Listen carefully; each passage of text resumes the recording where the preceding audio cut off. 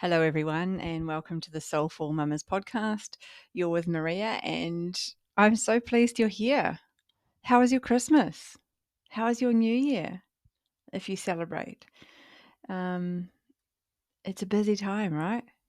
It's exciting and fun, happy, sad. It's a culmination of so many emotions. So I'm hoping in whatever you did, however you celebrate, that you're able to now have a bit of breathing out time and just enjoy this time, this season, without the hustle and bustle and excess busyness. So today I have a really special, beautiful woman to introduce to you. She is Sarah Vassella. She is a mama of one little one who is 2, and she is really hard to actually describe because she's so multi-talented. But basically, she's a creative, a soulful, creative being.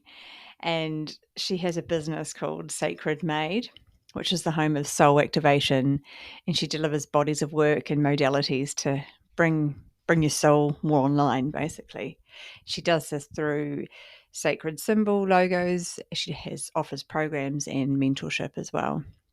And her mission is all about helping others live as and express their true selves with freedom to move with soul, to pivot, to align, and to expand into abundance and overflow.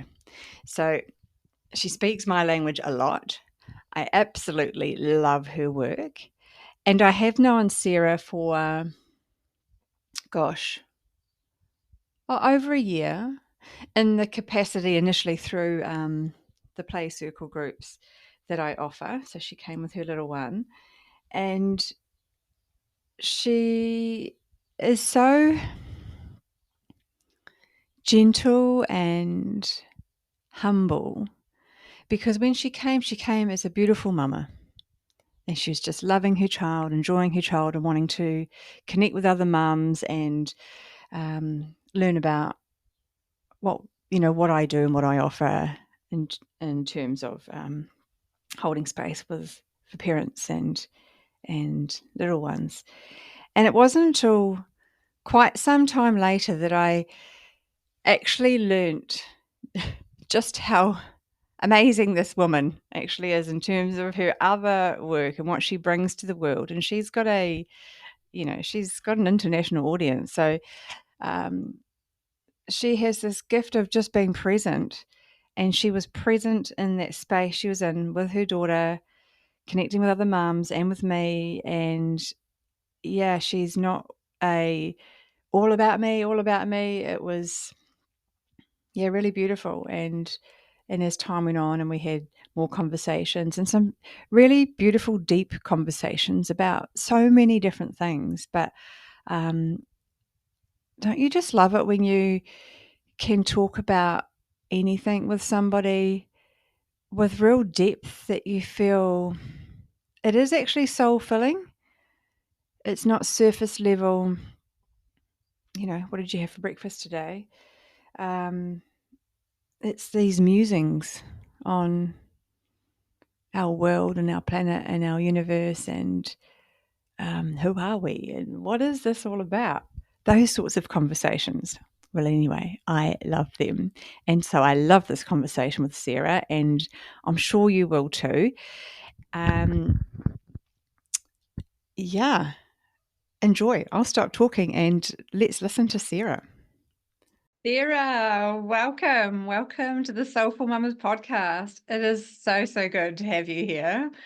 Oh, yeah. Thank you, Maria. I'm very excited to be here. Yeah, it's been a long time coming, and you've been one of the people that I've known that have I've been planting seeds and trying to get this off the ground. So I'm really, really pleased that you can be one of my first guests and share with the world your beautiful story. So maybe if you just start by just sharing a little bit about you and your journey into motherhood. Yeah, sure. So my name is Sarah, and I have a daughter who is almost 3 now.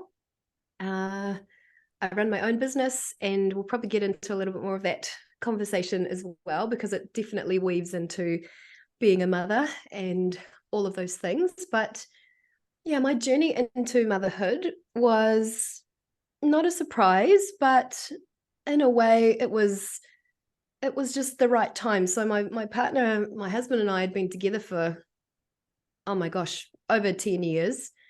And we'd never really talked about children. I was a teacher, and so I always had a connection with children. I loved working with children, and so I knew that, that was wanted to be part of my journey, but I never put any pressure on, what might happen.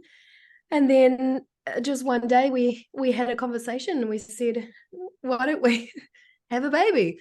And so yeah, about 6 months later, I think we got pregnant.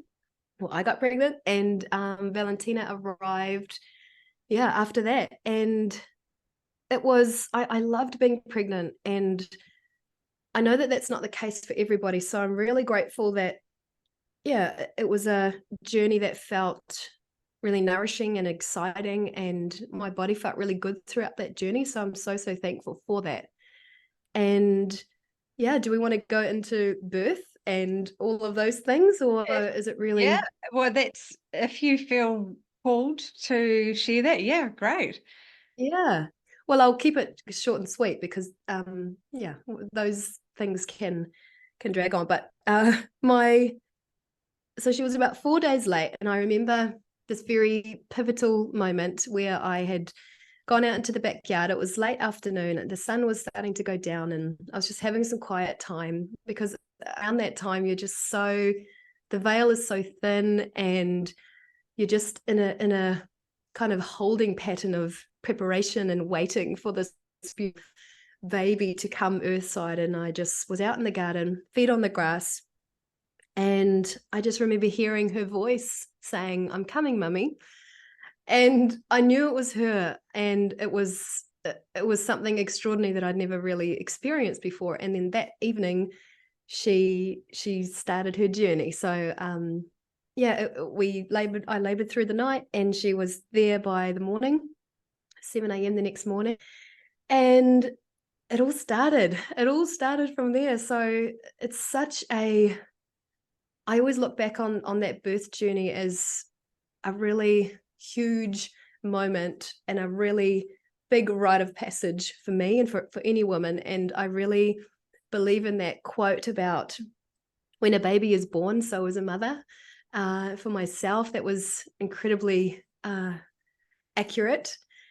And I remember sitting in the birthing unit. I had her in a water bath, which was lovely. And the next morning I was sitting there, and I just felt like a superhuman person. I just felt so powerful in that moment. I was like, oh my God, I can't believe I just did that. Like, there was just this other level of boldness and courage and strength that I found in myself through that process, which was a surprise, and also such a great foundation for what was to come next. Because yeah, like all new mothers probably know, babies sleep when they want to sleep, and they wake when they want to wake. So we've always been on a co-sleeping journey from the start. And still, she's nearly 3 now, and she still wakes in the night. And I go and bring her into another bed, and we sleep together for most of the night. And I guess through that journey, I had to really surrender to the season that I was in, even though when you're in the midst of it, it's so hard to be in the tiredness and the lack of energy, and the lack of time, not being able to do the things that you used to do. It's such a shift in your whole state of being, your whole lifestyle. Especially for me, I was 35 when I had her, 36. So I had lived a decent amount of my life on my own, and being able to call my own shots and do what I wanted to do when I wanted to do it, basically. And then it was a really big shift into motherhood, and okay, this is it now. Like, she is the center of my world, and things have to shift and move and change.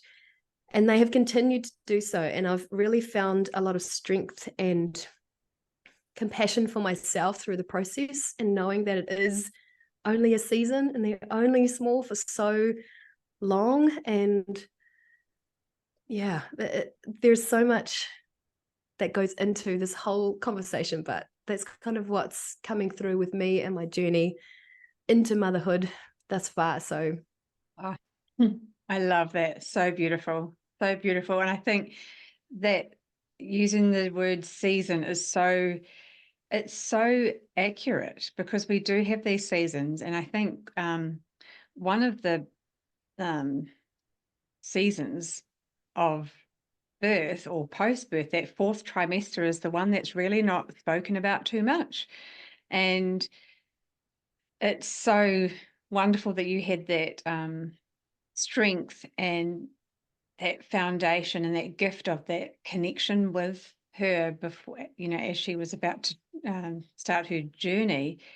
And so there was a knowing, almost like a little awakening of that initiation into motherhood. It's sort of, you had that little gift in that way, because I can imagine it helped you through those first few months where, to be honest, I mean, I don't know if anyone really knows what they're doing, especially, it doesn't matter how many children you have as well, because each child's different.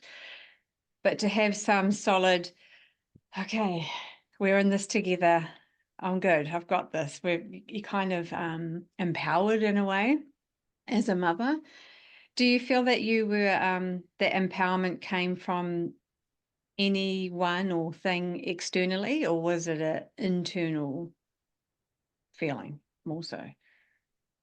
well, to be really honest, at the very start of this journey, I was obviously a complete novice because I've never done this before. And so I was Googling everything and trying to find the answers to what was happening, and trying to read the books about how to get my baby to sleep. And all that I found was, one, that it wasn't helpful, really. All of those things are so single lensed, like there's no one size fits every baby and every mother and every relationship.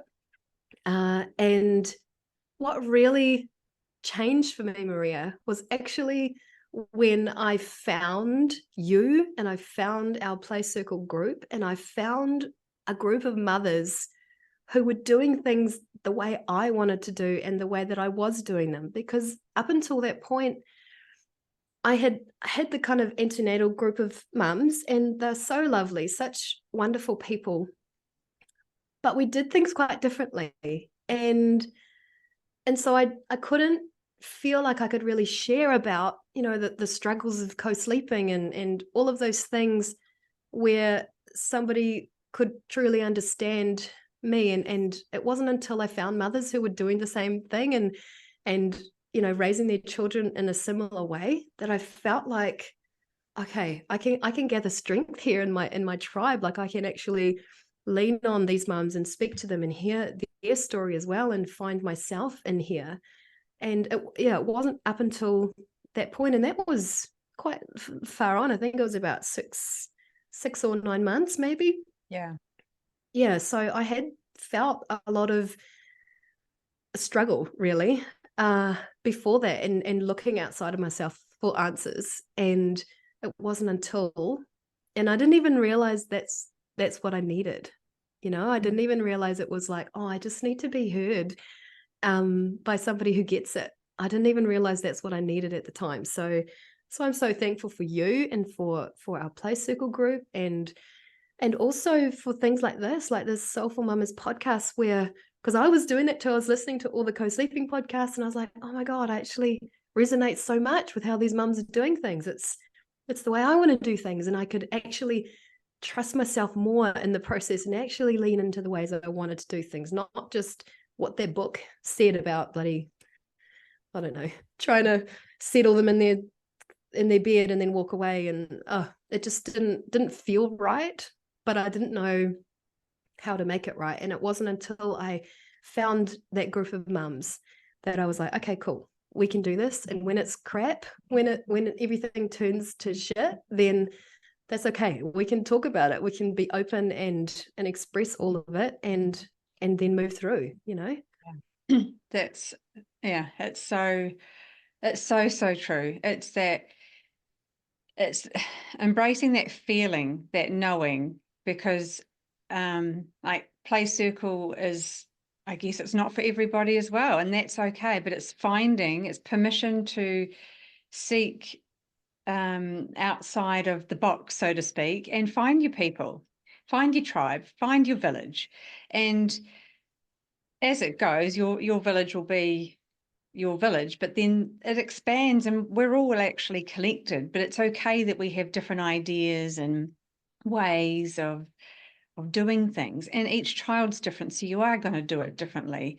But it's that whole shoulding on ourselves and each other, and that judgment, and often it's self-judgment, and it can be reflected back in the things that we read or Google, not intentionally, but because your child's not doing that. What's wrong with me as a mother, as a parent? What am I doing?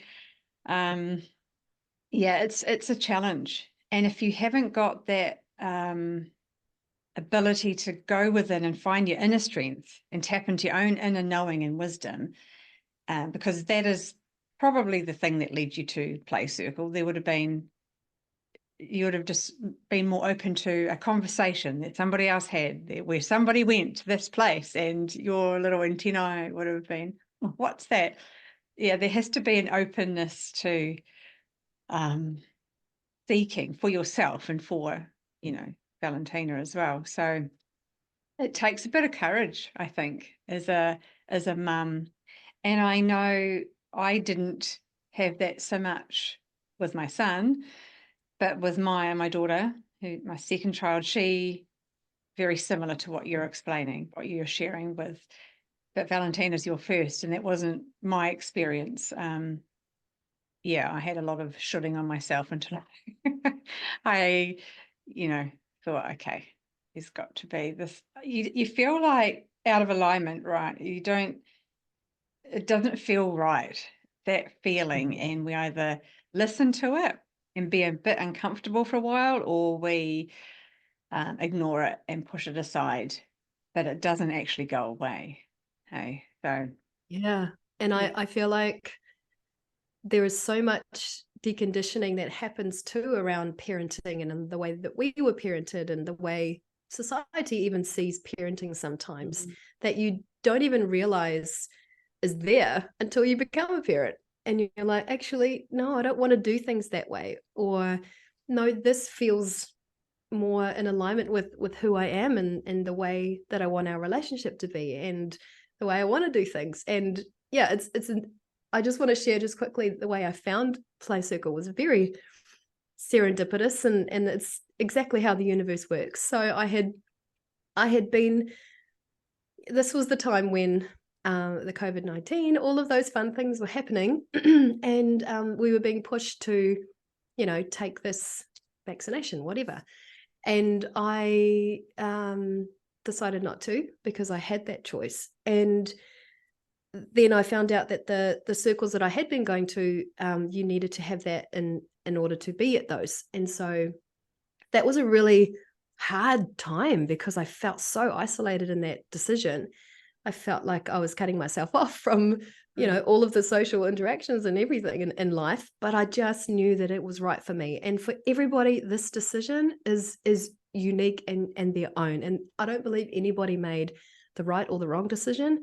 You just needed to make the one that was right for you in the moment. And so so for me, that's what it was. And then a friend of mine said, oh, you could come to this play circle because, we're doing it at the gardens and blah, blah. So I thought, okay, cool. I didn't even realize it was a Steiner play circle. And then we got into the first songs that you sang, and I was like, oh, I'm home. This just felt so right. And I knew that the universe had divinely orchestrated and made that happen because I was willing to trust myself in that process. And that is how I move in business. That is how I move in life. And it's something that I've really worked on for a long time, that building of self-trust and actually trusting that it's safe to move into what feels right for you, even if it goes against the grain. Yeah, I love that. That's exactly why we have play circle outside in the gardens, because it was my feeling too that this needs to be, mothers more than ever in that time needed that group, that support, that circle. And it was so strong within me that I'll find a solution to this. And we did. And so we were outside and it was all okay. And it did open the door, so to speak, for others to come in as well and have that experience. And there's a lot of holding that needed to happen in that time. And super grateful I could hold that space because it was needed. And and we navigated through, and play circle just continued, and the children just did their thing and we did ours, and it was, life goes on. And we keep that beautiful harmony, particularly for the children, and of course these beautiful mamas.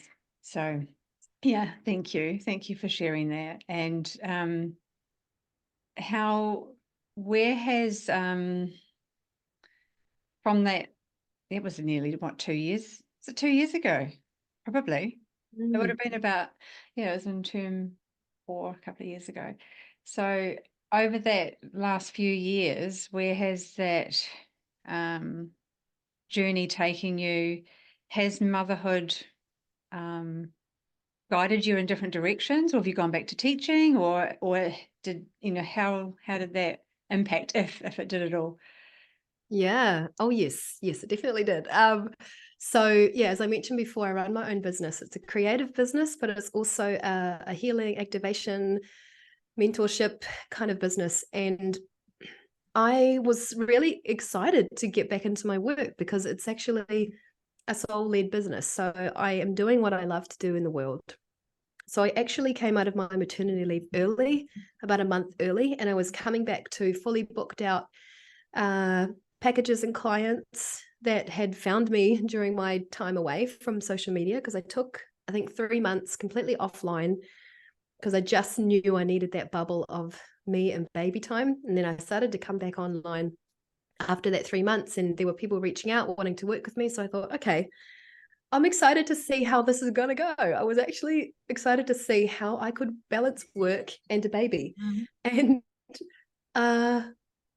then that's when it all kind of started.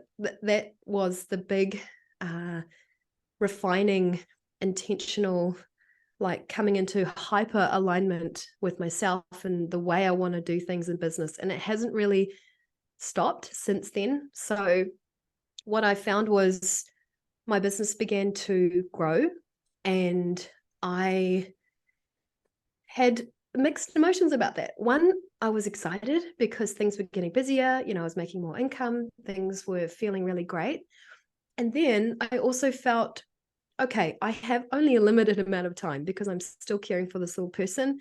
I think at that time she was in daycare 2 days a week. And so I had that time, and that has changed as time goes on. She came out of that for a while, and I had her at home with me, and then she started at kindy because I just wasn't feeling the daycare and the hours and those kinds of things. But what I realized was I had to get really intentional about where I was taking action in my business, what I was putting my focus towards. Because before she came along, I had all of the time in the world to you Mm. know, create things and to write posts and to put out new offerings and all of the things. And it was wonderful. I just let myself do whatever I felt like.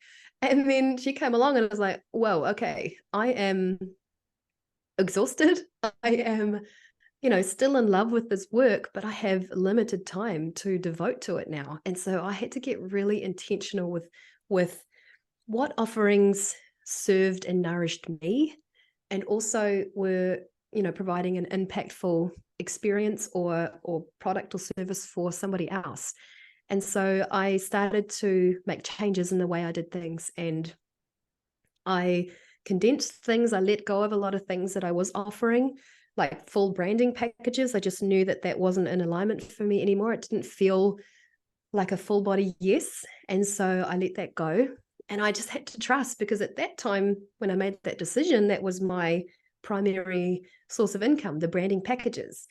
And so I had to really do a lot of energy work as well around what's possible here. And if I follow what is in true alignment for me, I know that I'm always held, and I know that there's always something else to come in to support me in that. And so I had to do a few kind of leap and trust moments within that whole process of refining my business to support me and to support my family time. And this year in particular has been really where I feel like I've kind of nailed it now. Like there's always going to be a progression. It's always going to be evolving. It's never going to be perfect. And I've let that, like I've actually accepted that now. But this year I really built in some foundations for my business to allow me time and spaciousness and to support me financially so that I felt held by my business. It wasn't just like I needed to work to get money.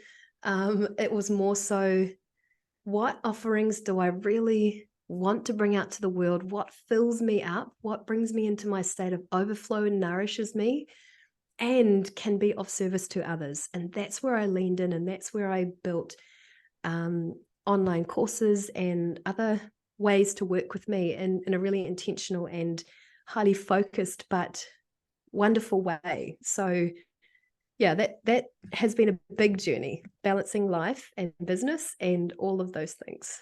Oh, that there is such a gift though, just hearing, you know, for other people listening, hearing that journey and that permission um, to change and ebb and flow and surrender, all of that, and trust. Trust is such a big thing. But I feel like for you, that experience you had when Valentina was about to become Earthside, when you're outside barefoot on the grass and you were connected to all that is, and you had that, it's like this knowing and just trust, the gift or the message of trust, and it's all going to be okay.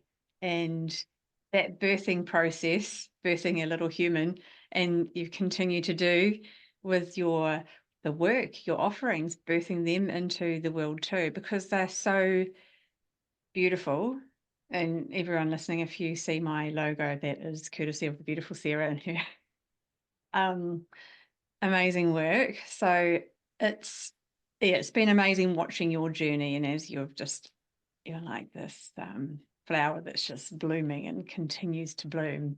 So like the rose. So it's really, really special to be able to witness that alongside you. So yeah, Well, thank you. really. Yeah, I feel like it's almost my mission to do things differently in the world, and in doing so it's just giving others permission to say, actually, hang on, maybe I could do this differently, or maybe something else is possible.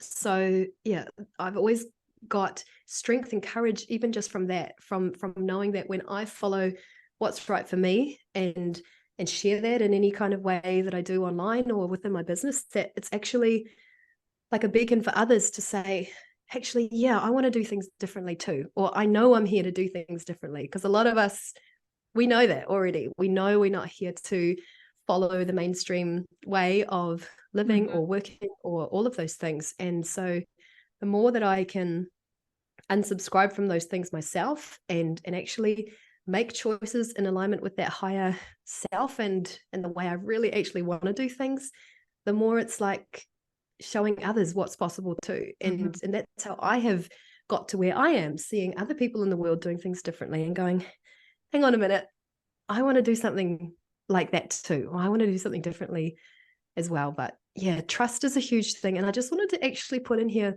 which I haven't talked to yet in this conversation, but earlier this year I had a miscarriage, and that in itself was a huge a huge birth experience and a huge moment of trust in my body, more so than I had ever really in my life. So yeah, it was a really sad time for us as a family, and the actual event itself was very intense. And I was almost at the point where we were thinking, do we need to go to A&E? Like, is this too much? And I remember upstairs in my daughter's bedroom, and God, she was just an angel throughout the process. Like, she was only 2, and she's kind of rubbing my back saying, it's all right, mummy, and I'll go and get daddy. And I mean, she's wise beyond her years, I know that.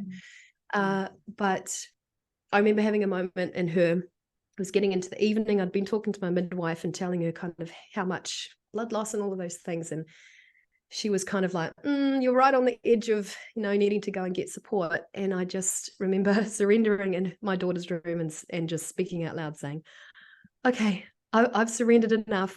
I've trusted enough. Like, I just can't do this anymore. Like, I need help now. Just speaking to my angels, my guides, the universe, God. And at that time, at that moment, my flow started to lessen, and it was such a relief, because I knew that I was past the worst of it. And I was so proud of myself for trusting my body in the process. For me, I never wanted to go, like, I was only about 3 weeks pregnant. And then it wasn't until about week 10 that my miscarriage started to happen. And it wasn't until then that I actually realized that the baby wasn't okay. So my body had gone a long time. But I knew that this was my body's role and my body's job, and my body knew what to do. And it was me that had to just kind of get out of the way and just let things happen and surrender and trust the process. So I did, and trust in my body just got amplified tenfold within that whole process. And yeah, it was a really significant moment as well, and in my journey as a mother, and always. Yeah, absolutely. Thank you so much for sharing that, because these are the conversations and stories that we often keep locked away in our hearts, and it's usually the mum that has, locked away, and they're not shared. And it's not just that little person, that little soul, because they were here.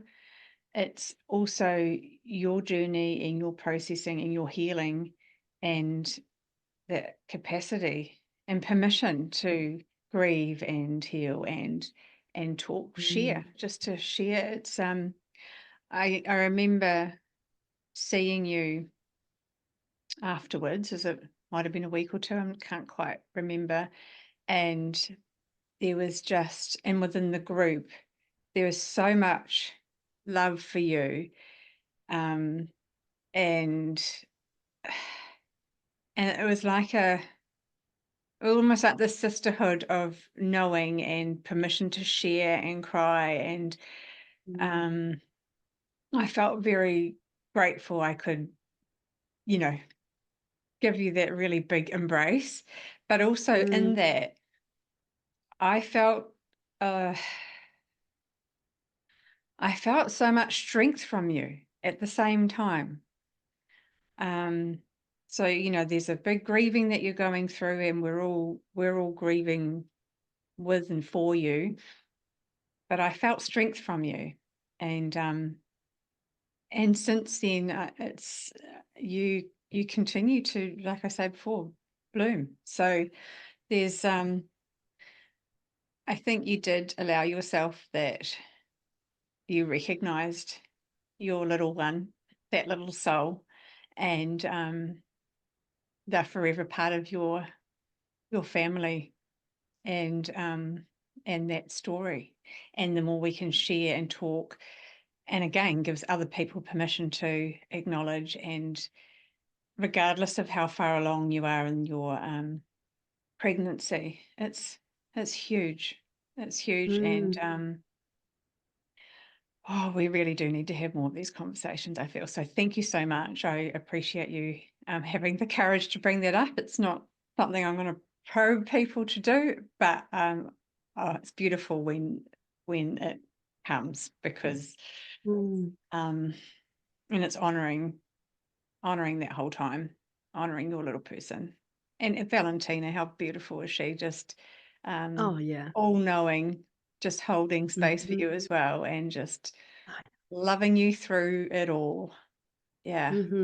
So Yeah, it was incredible. And I actually remember after that whole thing happened, you know, as a mum, you kind of, there's a sense of just carrying on, because you do have another little person usually in the mix, one or two.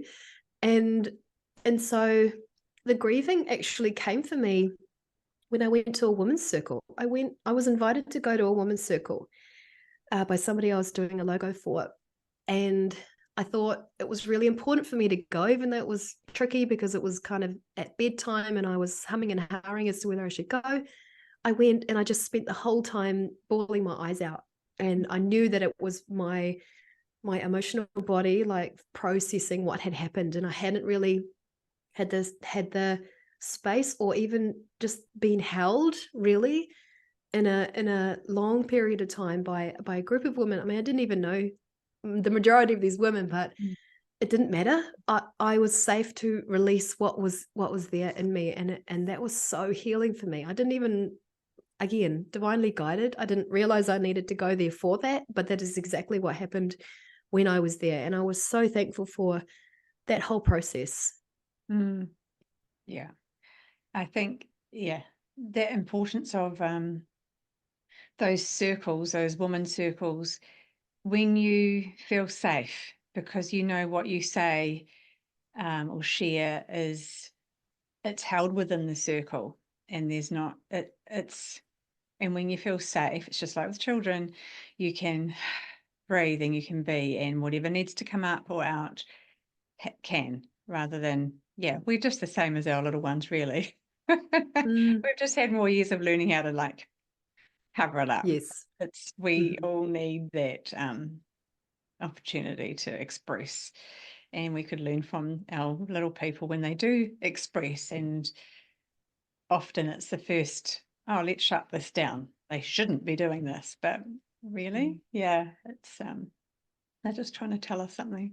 So thank you. And I'm really glad that you found that circle group. I love women's circles, and I think the more that we can embrace them and discover them and find the one that fits each of us, the world will be a great place, greater place. Woman in circle. Agree.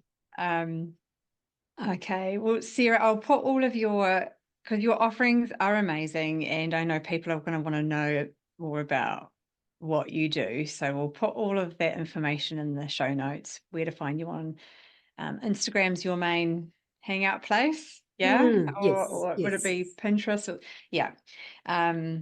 we'll put all that there, and any offerings that you have, and where people can find out more about you. But before we do go, could you just share with us one or two things that you do to keep your soul full? What do you do? Soul-filling things you might do. I would love to.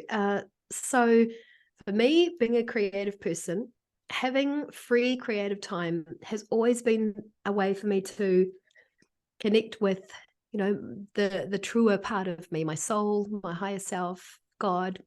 And so having a practice, and even though it might not be regular, it might just be a seasonal practice, or, you know, a rhythm of creation that changes and ebbs and flows with life. I always want to have something that I can pour my creative energy into. And the best thing I've found for that process and for enabling it to be like a nourishing process is to actually let go of the outcome. And it's not about what the art or the creation turns out like or looks like, but my intention is to be in the process of creativity. And that is where the nourishment, that's where the joy and the excitement comes for me. That's where I get to fill my own cup and, not worry about what the outcome is going to be, but just be in a creative process. And it could be painting a picture, it could be cooking a new meal, or listening to music, or just moving my body. I love to be in creation, just whenever it ebbs, whenever it flows, whenever I can. And that's something I found really nourishing and something that keeps my soul full in my life and in motherhood too. Oh, amazing. That's beautiful. Oh, well, Sarah, thank you so, so much for sharing with us today. And beautiful, vulnerable, inspiring shares. So we're all going to get lots out of this. So thank you so, so much. And we'll keep in touch, because I'm sure we'll want to chat again sometime soon.